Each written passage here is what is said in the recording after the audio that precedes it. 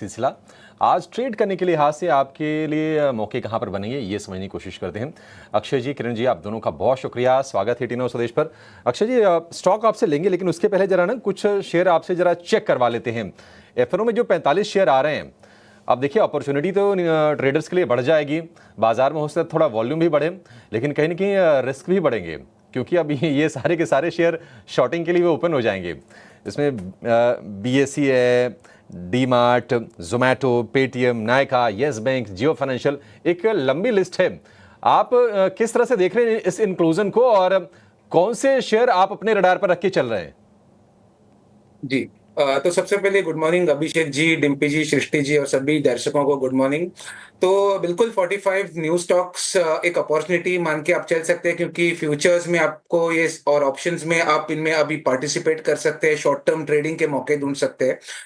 पर बात वही है कि अगर आप दूसरे एंगल से देखें तो कहीं न कहीं एफएनओ में से इंक्लूड जब भी होता है स्टॉक, तो आपको शॉर्टिंग के मौके भी इसमें खुल जाते हैं। कॉल बेच के या पुट खरीद के इसमें आप रेजिस्टेंस बना सकते हो। तो जिस तरीके का वन वे रैली बहुत सारे इन स्टॉकों में आपने अब तक देखा था, वो शायद रुक जाए, ये मेरा मानना है। तो यहाँ पे अगर स्टॉक्स का प्राइस पैटर्न देखना है तो बीएसई हो या जियो फाइनेंस और स्विगी, ज़ोमैटो, ये 4 स्टॉक्स मेरे रडार में है, क्योंकि इनिशियली जो प्राइस सेटअप है और एफएनओ के इंक्लूजन के चलते एक बार मोमेंटम रैली ज़रूर मिलेगी आपको। पर कहीं न कहीं आगे अगर आप देखें तो 1 डेढ़ महीने के बाद ये सब फिज़ल आउट हो जाएगा और रेंज के दायरे में सीमित रहेगी। तो एक पॉजिटिव मूव है, क्योंकि आप शॉर्ट टर्म में इसमें फ्यूचर्स एंड ऑप्शंस के द्वारा इसमें पार्टिसिपेट कर सकते हैं। पर अगर बहुत बढ़िया वन वे रैली वाली मूव अगर इन स्टॉक्स में आप आगे चल के देखना चाहें, तो शायद अपसाइड कैप होने का डर है।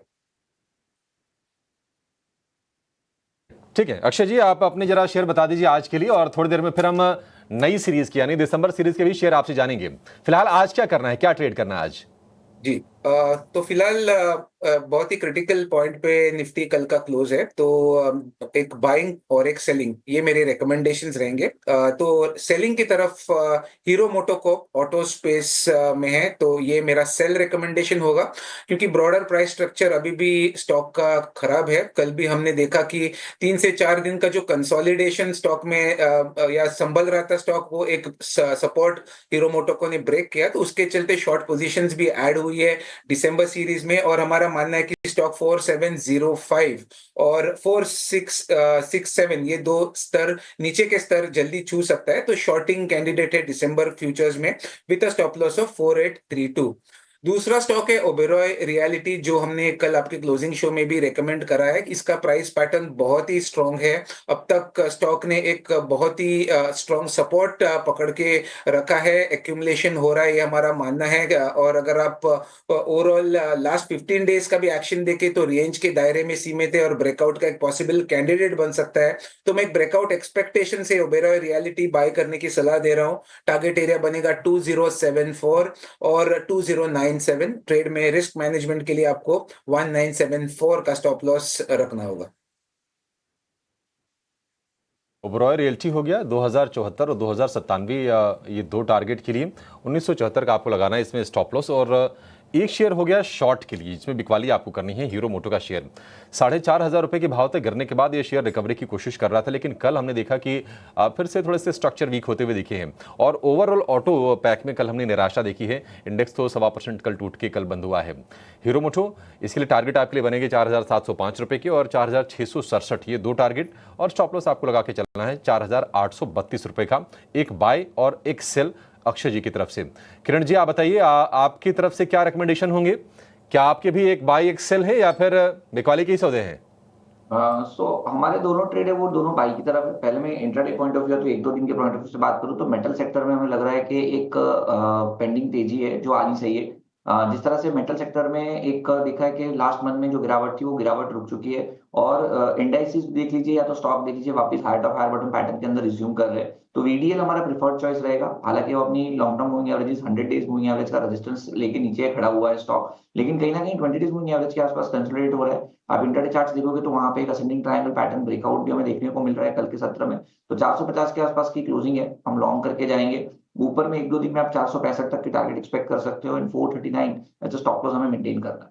दूसरा हमारा कॉल लॉन्ग टर्म कॉल रहेगा जो दिसंबर सीरीज के लिए रहेगा, दिसंबर एक्सपायरी के लिए, वो रहेगा बैंक निफ्टी का। तो जैसे हमने बैंक निफ्टी के बारे में ऑलरेडी डिस्कस किया है, आप देखोगे तो indices point of view bank Nifty एकमात्र ऐसा इंडाइसिस है जो अपनी सभी इंपॉर्टेंट मूविंग एवरेजेस के ऊपर सस्टेन्ड है, तो ये एक इनहेरेंट स्ट्रेंथ है।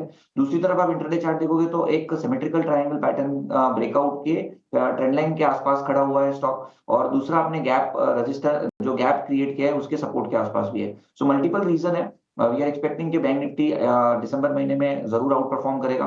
फर्स्ट वीक में आरबीआई पॉलिसी भी है, और जिस तरह से ग्लोबली सेंट्रल बैंक ने इंटरेस्ट रेट कट किया है, we are behind the curve, chances are very high कि हम इस बार रेट कट देखें, उसकी वजह से भी बैंक निफ्टी में एक अच्छी खासी तेजी एक्सपेक्ट कर सकते हैं हम। तो ये सब जो व्यू पॉइंट है उनके साथ मुझे लग रहा है कि बैंक निफ्टी में करंट मार्केट प्राइस से या कोई भी डिप आता है 51,700 500 तक, वहां पे लॉन्ग कीजिए। एक पोजिशनल स्टॉप लॉस जो हमें रखना है वो 51,000 का रखना है, and we are expecting 54,500 in this December series only.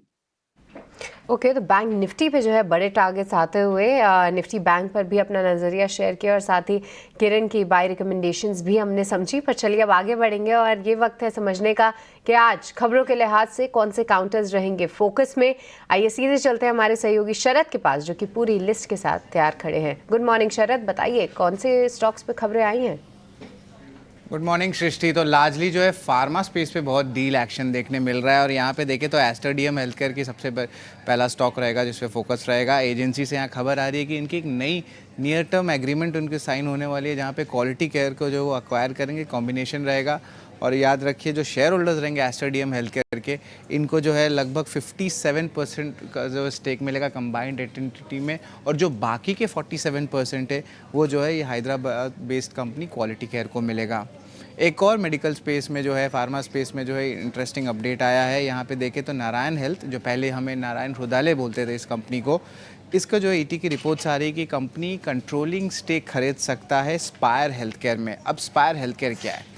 ये जो कंपनी जो है यूके का लार्जेस्ट प्राइवेट हॉस्पिटल प्लेयर है, अगर आप इन टर्म्स ऑफ रेवेन्यू बताएं तो। इसका जो मार्केट वैल्यू है, क्योंकि ये लिस्टेड है यूके में, ऑलमोस्ट 1.12 बिलियन डॉलर्स का है, यानी कि आप कह सकते हैं लगभग 9 से 10 हज़ार करोड़ रुपए का।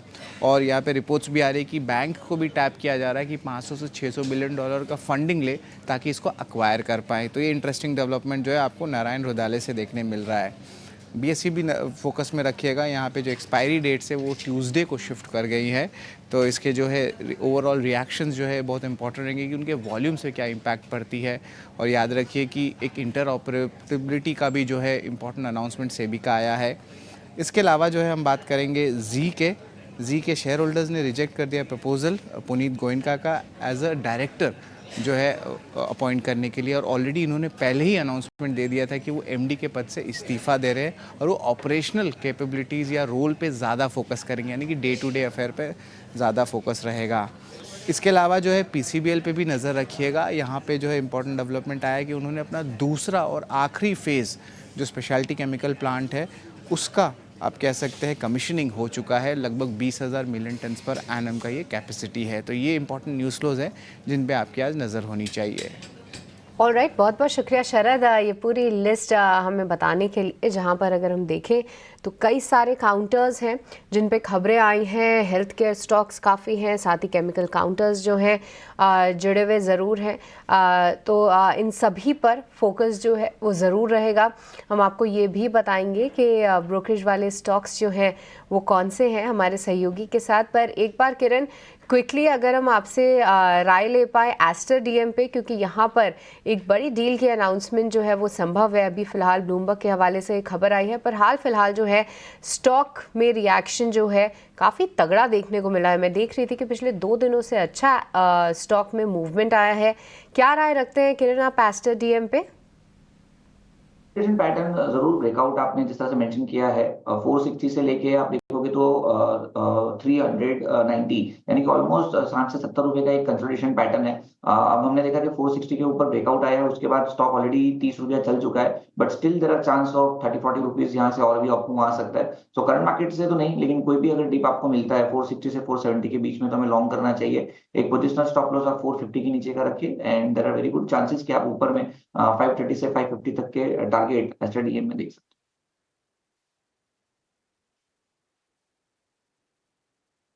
आपने ना मार्केट में कई बार ऐसा